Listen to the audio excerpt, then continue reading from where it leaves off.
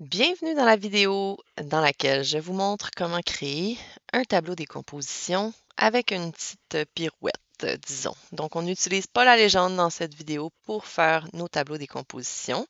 On va utiliser des phases. Alors, suivez-moi. Je suis actuellement dans un rez-de-chaussée en phase de démolition, existant et démoli. On peut voir ici qu'on est dans composants existants et démolis dans nos filtres des phases.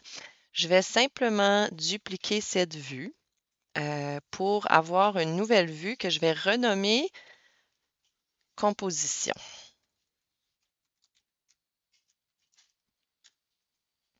Dans cette vue-là, je vais être en mesure de modifier ce qui s'affiche par les phases. Donc, dans Phase, dans l'onglet Gérer, on va ajouter une phase avant l'existant.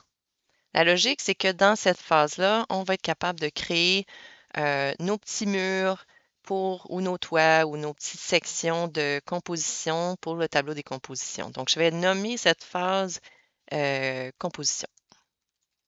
Vous pourriez aussi le nommer légende. Donc ici, on ne fait pas vraiment une légende, mais c'est un peu comme une légende. Donc, je vais faire ça comme ça.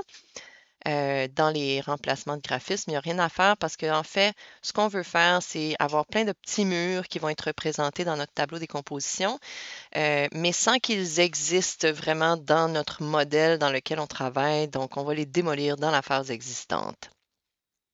Donc, simplement dans la vue composition ici, je vais pouvoir afficher tout pour me permettre de voir mes petits murs que je vais créer, que je vais démolir plus tard. Donc ici, simplement insérer un petit mur. Je vais le mettre à 3 pieds. C'est pas vraiment important la longueur parce que dans le fond, on va créer une vue en coupe pour créer notre tableau de composition. Une fois que ce petit mur-là a été conçu, on va le démolir. Donc, on l'a créé dans la phase composition et on le démolit dans la phase existante. À ce moment-là, ça, le petit mur est disparu et la vue en tant que telle aussi peut être masquée à ce moment-là pour ne pas qu'on la voie. Donc, je vais double-cliquer sur ma petite vue ici pour aller voir mon mur. Première chose, c'est que je vais afficher les détails pour qu'on voit vraiment les compositions. Ça, c'est pas vraiment mon mur, c'est une vue cadrée. Donc, je veux décadrer ma vue. Je n'ai pas besoin de cadrer ma vue. Et bien sûr, dans cette coupe-là, il faut que j'affiche tout pour être en mesure de voir mon petit mur. Donc, une fois dans cette nouvelle vue en coupe, il faut qu'on aille ajuster le filtre des phases là, pour être capable de montrer notre phase de composition pour qu'on voit notre petit mur apparaître ici.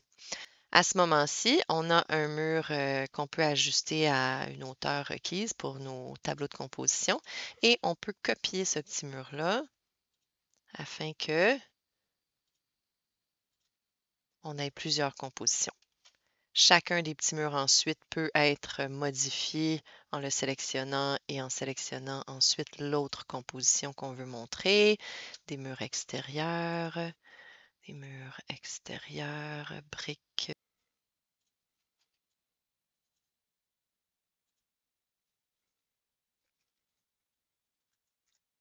Donc ici, je peux simplement sélectionner les murs pour les repositionner à distance égale. Voilà. Donc voilà, une fois que les petits murets sont positionnés à une distance égale et qu'on a tout modifié les styles, on peut simplement étiqueter nos murs. Donc, en plaçant des étiquettes par catégorie, la catégorie est automatiquement détectée. On n'est pas obligé de mettre la petite ligne quand ça vient au tableau. On peut simplement les insérer au-dessus. Si on place la petite ligne, mais à ce moment-là, ils se placent tous à distance égale et je peux simplement les sélectionner par la suite pour les enlever, les petites lignes, en cliquant sur le petit bouton à côté, masquer tous les repères. Voilà, maintenant vous remarquerez que les types de murs sont déjà nommés automatiquement. Si par contre vous voulez renommer celui-ci M1, automatiquement tous ceux qui sont dans votre dessin vont aussi être, va être renommé M1.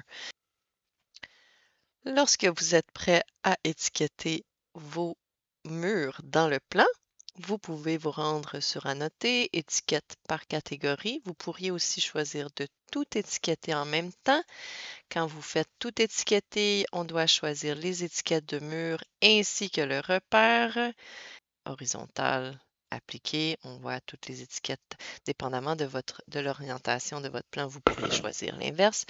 Bref, souvent, il y a des étiquettes qui se retrouvent par-dessus d'autres textes. Donc, il faut vraiment faire une vérification à ce moment-là pour déplacer les étiquettes pour pas qu'elles se retrouvent par-dessus des cotes ou par-dessus d'autres textes.